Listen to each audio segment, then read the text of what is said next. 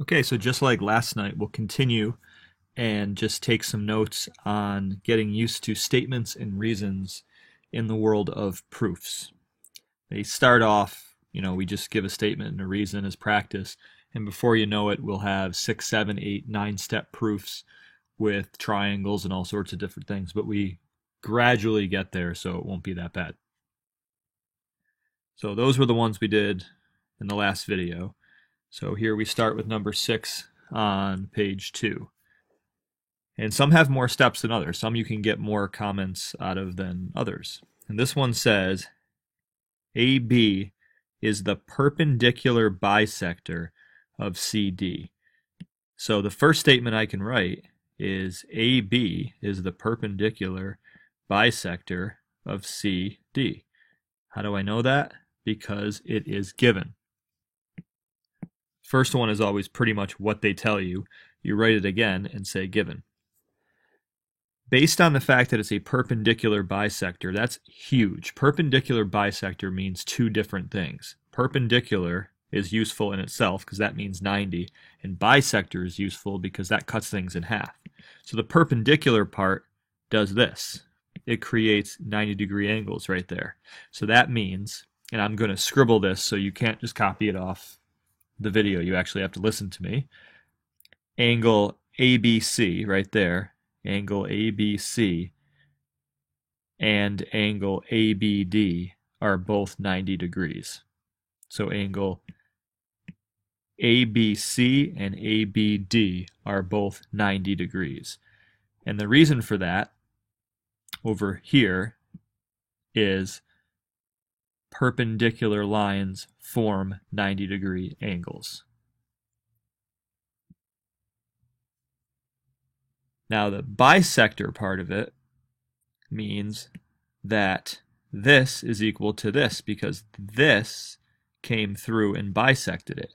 So now that means that this piece and this piece are equal. So now you can write CB is congruent to DB because bisectors divide a segment into two congruent segments. Now you need to see the video again and rewind what I said. Make sure you wrote exactly what I said. Okay, number 7. A lot less complicated than number 6 because if you notice I only have one step pre-written. Has to do with the reflexive property, which we talked about earlier. These two triangles share that side. It's a wall between that room and that room, and they share side AD. So the only thing you know is that AD is congruent to itself, AD. The reason for that is simply the reflexive property. And there's nothing else that you know about this triangle based on what they gave you. So that's all we can do. Same thing on number 8. The hint is right here, but all I know is that angle 1 is congruent to angle 2 because vertical angles are congruent. Vertical angles are congruent. Your statement, you're claiming that to be true, and that's why. Okay, number 9 might get a little complicated, but as time goes on, it'll make more sense. It's telling us that angle 1 is congruent to angle 3. So that becomes my first statement. Angle 1 is congruent to angle 3. How did I know that? It was given. It said it right there. Now we also know that these two angles here add up to 180. So I can also say angle 1 and angle 2 are supplementary, or you can say equal 180. And your reason, linear pairs equal 180. So again, you're claiming this, and that's your reason. And you could actually make the same claim for angle 3 plus angle 4 also equals 180 for the same exact reason. I could probably go one step further here. If angle 1 is congruent to angle 3, because they told us that, and these two add up to 180 and these two add up to 180, then that means that angle 2 must be congruent to angle 4. And the reason is supplements of congruent angles are congruent. Because if 1 and 3 are the same, and they both pairs add up to 180, then 2 and 4 have to be the same. Otherwise, they wouldn't add up to 180. That got a little confusing, but that'll get clearer as we go on. All right, we're going to skip over 10 and 11 right now and just jump to page 3. Okay, so the first thing they tell us on number 12 is that triangle ABC is isosceles. How do I know that? It was given. I read it right here. It's that simple sometimes. The first statement is usually given. You copy it down and write given. But then, once that's written down, what else do you know? Well, if ABC is an isosceles triangle, is there anything else you can tell me about this triangle? Well, that would mean that that angle and that angle are equal. So we can make that different statement. I can say angle A is congruent to angle C, and the reason is base angles in an isosceles triangle are congruent. Remember, you can always rewind me and replay what I said. Moving on to number 13. The statement that is given is line AB is parallel to line CD. And those are lines, not segments, because they have arrows. That's given. It says it right here. Sometimes it might not be in words. Sometimes the arrows might be on the lines like that. But it's given either way. And I can now say that this angle and this angle are congruent because alternate interior angles are congruent. So here I would write angle 1 is congruent to angle 2. Parallel lines form alternate interior angles.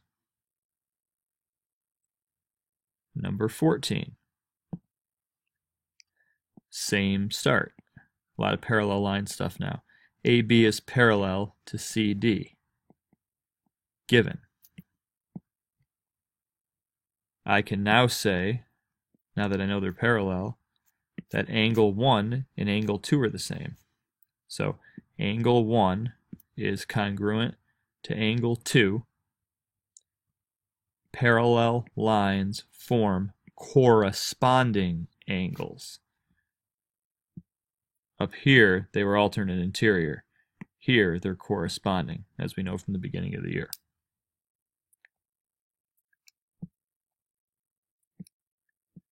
In number 15, start the same way.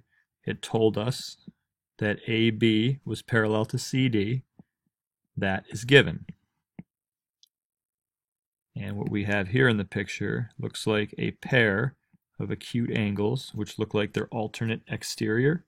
So angle 1 is congruent to angle 2. Parallel lines form alternate exterior angles. This one's a little bit different. Starts off the same. Still telling us that AB is parallel to CD, given right here. But this time, looks like I have an obtuse angle and an acute angle. So they're not the same. But I could make a statement that says angle 1 and angle 2 are supplementary, not equal. Angle 1 and angle 2 are supplementary. Parallel lines form same side interior angles.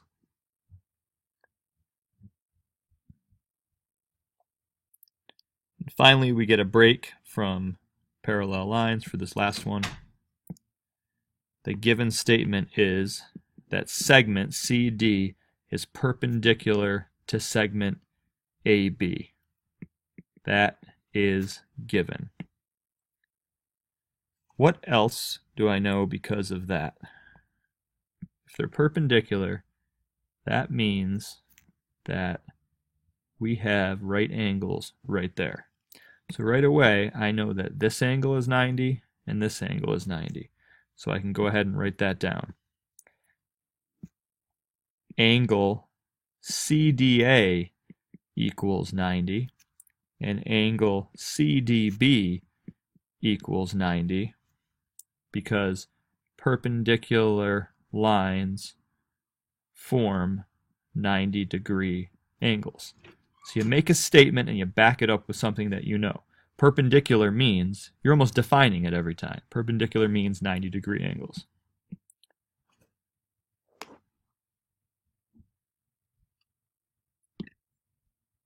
One step further with this, which seems like redundant, but it's not, it's actually different. We said they were both 90, but we never said they were equal to each other. Even though that seems obvious, two angles, if they're both 90, are obviously equal to each other, but not so obvious in math, you have to say it. So we can also say angle CDA is congruent now to angle CDB, right here and right here.